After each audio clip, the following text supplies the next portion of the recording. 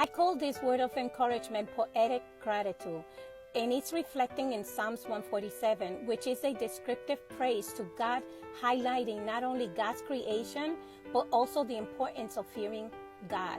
In verse 4 and 5 states, He determines the number of the stars and calls them each by name. Great is our Lord and mighty in His power. His understanding has no limit. David acknowledges God's sovereignty because David understood God's infinite knowledge, but more important is the fact that while He made creation, man is seen and valued with more importance. How amazing and beautiful is a man who fears the Lord, because in his heart he sets aside his masculinity to become his original self in front of God, to be consecrated in His presence. And this does not make him weak, not at all. It actually makes him stronger. One perfect example is that of David, a man after God's own heart.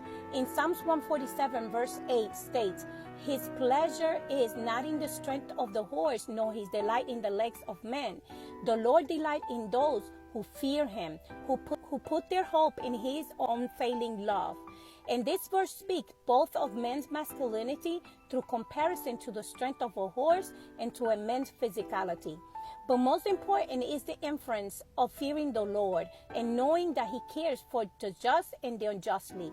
In verse 9, He covers the sky with clouds. He supplies to the earth with rain and makes grass on the hills. He provides food for the cattle, for the young ravens, and when they call. David becomes vulnerable and humble in understanding that God is the sole provider and protector of all. He has not allowed his heart to become tainted and filled with worldly pleasures or given into his flesh.